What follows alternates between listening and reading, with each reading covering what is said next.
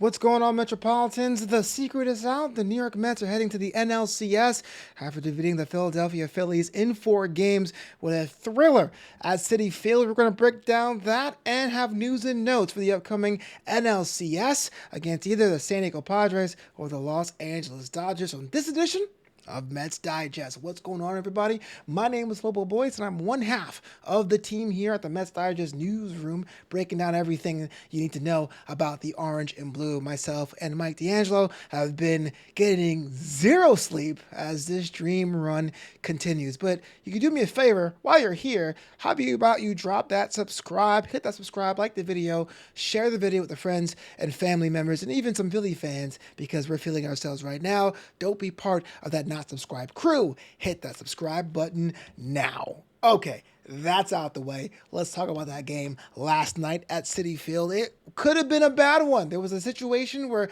there were so many Mets left on base. We were kind of thinking people who were nervous Nellies about dropping this game and forcing a Game 5 going back to Philadelphia. But with one swing of the bat, one moment in time, Francisco Lindor hits it. He says, you know what? I'm going to get the offense. I'm going to do it myself like Thanos. And I know small ball is great. I know a solo shot would have been enough to tie the game.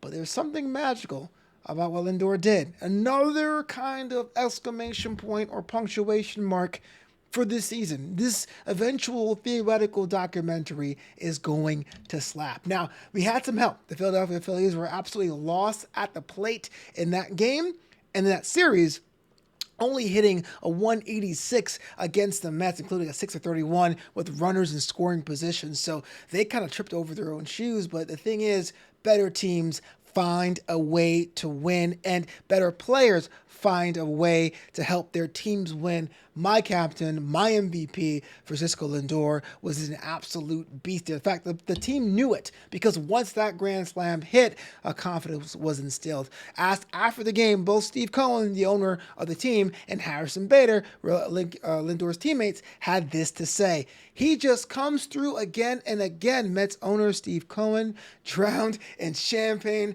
during the clubhouse post-celebration. Let's keep it going.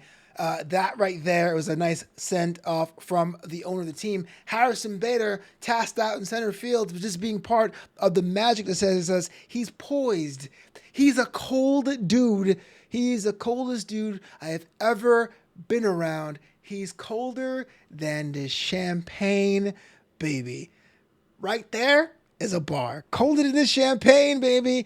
That's what I'm talking about. The Mets move on, and now, as it stands right now, this recording, Game 5 is going to be in Los Angeles, as the Dodgers and the Padres, kind of another drag-out interdivisional matchup, will have its conclusion. The Mets have a layoff over the next couple of days. We know layoffs are kind of a hot topic here in the postseason, but I'm a firm believer. I'm of the camp that says, hey, look, good teams find a way to win. You can't blame layoffs, because any tournament structure is going to give some days of rest, reward, or punishment for the team that get that done. So as we try to figure out who the opponent is going to be, that's why everyone backstage in the clubhouse after the game was saying things like, see you in California, because it could be Los Angeles, it could be San Diego. But you got to give also some props, some flowers to Edwin Diaz, brought in after working an excessive workload. He was not sharp on the mound at first, but it kind of locked in after a mound visit, causing the team and Jeremy Hefner able to catch Kyle Schwarber for the last out swinging. So it was cool, a bit of a redemption arc for Edwin Diaz. I think only being up by 3, some fans were kind of paranoid about another blown save,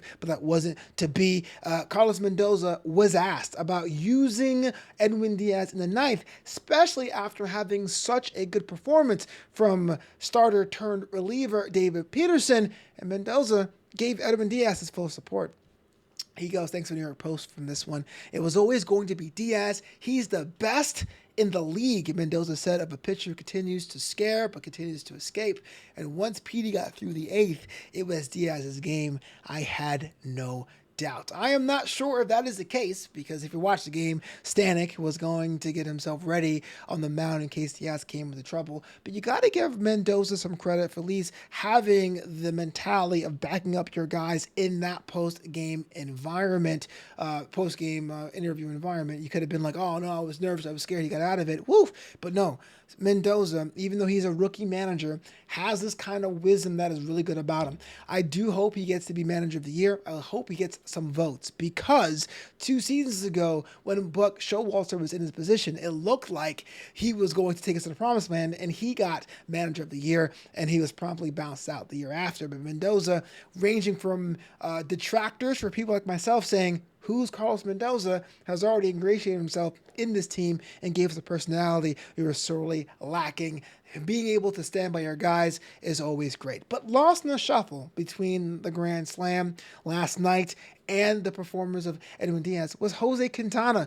Jose Quintana was an absolute beast right there, making sure there was only 1 run scored up until the bottom of the 6th when that Grand Slam happened, keeping the Mets in the game to have more of those late inning heroics. You gotta look at the scoreline here: 5 innings plus, 2 hits only, with 1 run, 0 earned. Quintana's an absolute beast, and his run of form is amazing. He finally cracks an ERA in the postseason, because going into that performance, his ERA in the postseason of 2024 was a cool 0. Q did his thing and made sure we had an opportunity to win. And that's something, that's only the things you really ask for when you realize the hitting thing, our hitting offense was a little bit inconsistent, right? You had that multiple run thriller in Philadelphia in game 2, the one we lost, but we also have seen plenty of 1-run games or 2-run games just going out the window. Shout out to Jose Quintana. Probably won't get the flowers compared to San Francisco Lindor or Edwin Diaz, but definitely well earned and well deserved. So, NLCS roster has not been announced yet, but we're kind of seeing who will be on that roster, because you do have a healthy Kodai Senga willing to contribute innings. And then, of course, when it comes to the infield, there is one person that would be on the playoff season roster. It wasn't for injury, and is looking to find his way back. Jeff McNeil is now going to start his rehab this weekend in Arizona to get himself in tip-top shape to be able to be on the NLCS roster. This comes from ESPN. Jeff McNeil fractured his right wrist in early September and figured to miss the rest of the season, but the second baseman is scheduled to play in the Arizona Fall League this weekend and might rejoin the New York Mets for the National League Championship Series. McNeil, who is 32 years old, last appeared in a game September 6th, but the 2-time All-Star with the team Wednesday and took infield batting practice before Game 4 of the NL Division Series against the visiting Philadelphia Phillies. The Mets won 3-1 to advance to the NLCS. The 3 was my editorial thing, because the quote said 4-1. There was only 4 games played. Jeff McNeil has a bit of a conundrum here, right? You have, on one hand, Jeff McNeil's a 2-time All-Star, former batting champion, a stalwart, a veteran, someone who's able to slot into high-leverage situations because he's been there before. But then there is the argument of the chemistry you have now. Luis Angel Acuna has seen less playing time since the return of Francisco Lindor. What do you do in that situation? Will he come off the bench? Now, you have McNeil on the roster. I would say for defensive reasons, you want to have McNeil as an option, but who is going to sit in that position? Possibly JD Martinez if I were the manager. But let me ask you this. If you made it this far in the video, Jeff McNeil's available. You add him to the NLC rosters. 1, do you even do that? And if you do that, what spot does he take? Who do you sit when a game comes in? Will that mess up team dynamics too much? Or am I just overthinking it? You let me know in the comments below, because I do think McNeil can contribute, but definitely more from a defensive position. And even though we love Happy Jeff, we adore Happy Jeff, this team is, as of right now, 28 games above 500. It's not necessarily a desperation move. You don't necessarily need Jeff McNeil there. It's kind of a nice to have, which is wild, because 2 seasons ago, he was kind of like the secondary or tertiary scoring option because of his contact hitting prowess. Now he's kind of like if you can make it, cool. If not, we will have other ways to win, other tools at our disposal. That said, don't want to bury the lead.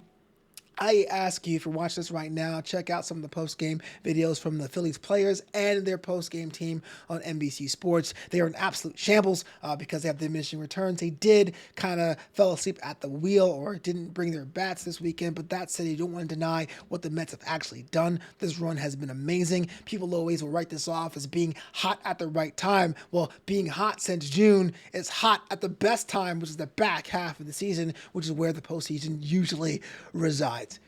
Hey, my name is Flobo Boyce. Thank you so much for listening. Drop your comments and questions below. We read them all here at Mets Digest. I'm excited. 8 wins away. 8 is the magic number, and possibly a championship become the Queen. So I don't really want to jinx it, but I'm just saying, objectively, 8 more wins and we'll be world champions.